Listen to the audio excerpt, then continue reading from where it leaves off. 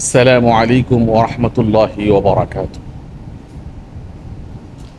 সমাজের মধ্যে যখন অন্যায় কাজ চলে, তখন দেখা যায় কিছু মানুষ আছে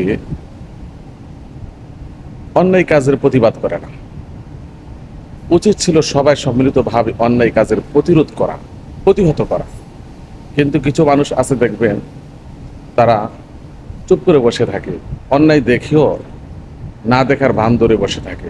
তারা অন্যায় কাজে কোনো প্রতিবাদ করে না, মনে মনে ভাবে যে আমার তো কোনো অসুবিধা হয় না, সে তো আমার কোনো অসুবিধা করে না, আমার তো কোনো অসুবিধা হয় না, অতএব তার ব্যাপারে নাক গালিয়ে আমার কোনো লাভ নেই, আমার তো কোনো অসুবিধা হয় না, এই ভেবে সে অন্যায়কারীর ব্যাপারে, অন্যায়ের ব্যাপারে চুপ থাকে।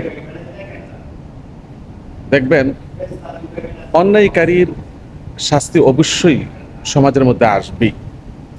অন্যায়ের একটা শাস্তি আছে, এই শাস্তি যখন আসবে তখন দেখবেন ভালো মানুষগুলিও ও চুপ থাকা মানুষগুলিও সে অন্যায়ের শাস্তি থেকে রেহাই পাবে না, রক্ষা পাবে না। সমানভাবে সবাইকে সেই অন্যায়ের শাস্তি ভোগ করতে হবে। দাউদ আলাইহিস সালাতু ওয়াস সালামের জামানায় যখন অন্যায় কাজ চলল, তখন অন্যায়ের ব্যাপারে মানুষগুলি তিন ভাগে বিভক্ত হয়ে গেল। একদল অন্যায় কাজকে প্রতিহত করেছে, প্রতিবাদ করেছে। আরেক দল অন্যায় কাজ দেখে চুপ থেকেছে, কোনো প্রতিবাদ করে না।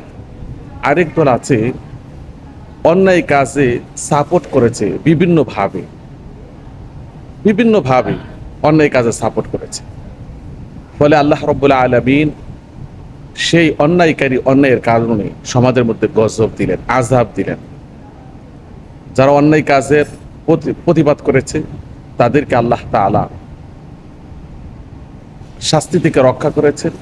আর যারা অন্যায় কাজে সাপোর্ট করেছে এবং অন্যায় কাজ দেখেও চুপ রয়েছে, তাদেরকে আল্লাহ তাআলা আযাব গজব দিয়ে দুনিয়ার থেকে বিদায় করে দিয়েছেন।